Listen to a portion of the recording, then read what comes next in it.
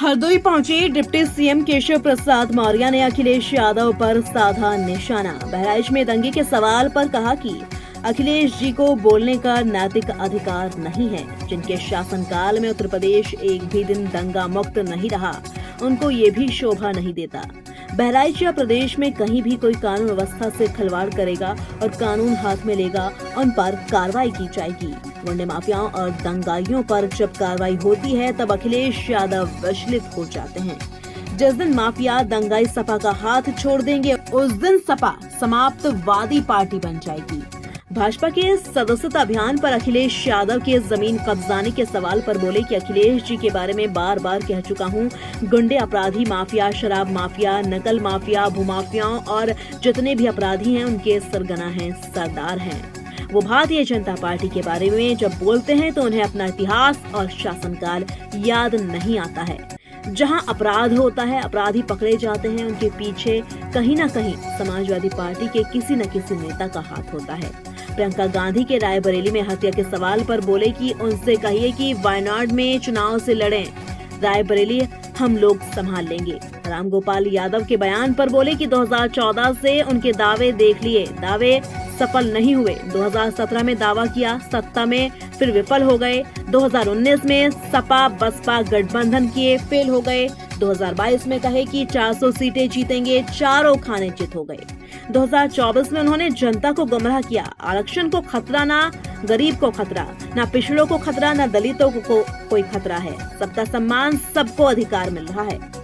ये बेचैनी इन लोगों को बढ़ती जा रही है, क्योंकि ये बेचैनी उन लोगों की बढ़ती जा रही है क्योंकि भारतीय जनता पार्टी का हरियाणा में कमल खिलने के बाद इनके झूठ की पोल खुल गई है। उत्तर प्रदेश सरकार की राज्य मंत्री रजनी तिवारी के पति स्वर्गीय उपेंद्र तिवारी की 17वीं पुण्यतिथि पर श्रद्धांजलि सभा का आयोजन शाहबाद नगर पालिका क्षेत्र में किया गया, जिसमें प्रदेश सरकार के डिप्टी सीएम केशव प्रसाद मौर्य मुख्य अतिथि के तौर पर शामिल हुए।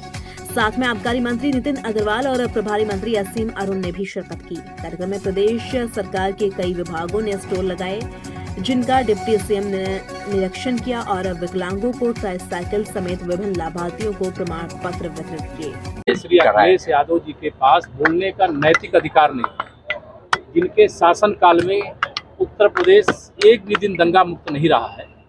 दंगे के मामले में वो बोले तो शोभा नहीं देता है।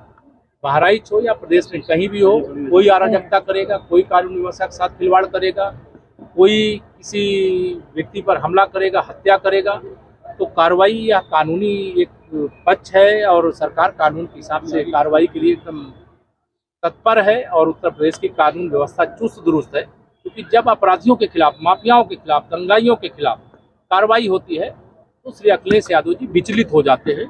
क्योंकि जिस दिन गुंडे, अपराधी, माफिया, दंगाई सपा का साथ छोड़ देंगे, उसी दिन सपा समाप्तवादी पार्टी बन जाएगी।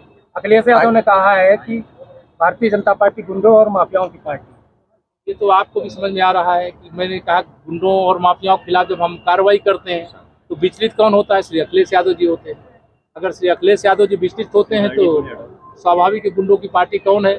उत्तर प्रदेश की जनता अच्छे। एक सवाल और है सर, अखिलेश यादव, अभी आपने चूंकि सदस्यता अभियान की बात की, उन्होंने आज सदस्यता अभियान पर भी कहा है कि भाजपा जो है सदस्यता अभियान नहीं, जमीन पर कब्जे अधिक करने का अभियान चला रही है। आरोप है अखिलेश यादव का। श्री अखिलेश जी के बारे में बार बार कह चुका हूँ, गुंडे, अपराधी, माफिया, भूमाफिया, शराब माफिया, नकल माफिया, भर्ती माफिया जितने हैं उनके सबके सरगना है, सरदार हैं।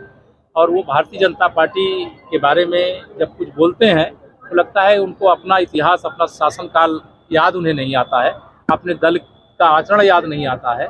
जहां अपराध होता है, अपराधी पकड़े जाते हैं तो उसके पीछे कहीं ना कहीं समाजवादी पार्टी के किसी नेता का रामगोपाल यादव सर, रामगोपाल गांधी का कहना है, प्रियंका गांधी का कहना है कि भाजपा सरकार में कानून व्यवस्था की स्थिति बद से बदतर हो रही है। कौन कहा है? प्रियंका गांधी के रायबरेली में हत्या हुई है। उनको कहिए वायनाड से चुनाव लड़े, रायबरेली हम लोग संभाल लेंगे, उत्तर प्रदेश। रामगोपाल यादव का एक बयान है, उन्होंने कहा है कि समाजवादी पार्टी उपचुनाव में एक तरफा जीतेगी। पिछली बार भी भारतीय जनता पार्टी ने 80 में 80 का दावा किया था, नतीजा सबके सामने आया। ये तो दावा वो 2014 से उनके दावे देखिए, 14 में जो दावा किए सपा सफल नहीं हुई, 17 में जो दावा किया सत्ता में थे विफल हो गए, 19 में सपा बसपा गठबंधन किए फेल हो गए, 22 में कहे कि 400 सीटें जीतेंगे, चारों खाने चित हो गए, 24 में उन लोगों ने जनता को गुमराह किया, न संविधान को खतरा, न आरक्षण को खतरा, न गरीब को खतरा, न पिछड़ों दलितों किसी वर्ग को कोई खतरा नहीं।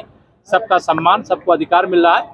यह बेचैनी लोगों की बढ़ती जा रही है क्योंकि भारतीय जनता पार्टी का हरियाणा में कमल खिलने के बाद इनके झूठ की पोल खुल गई। धन्यवाद।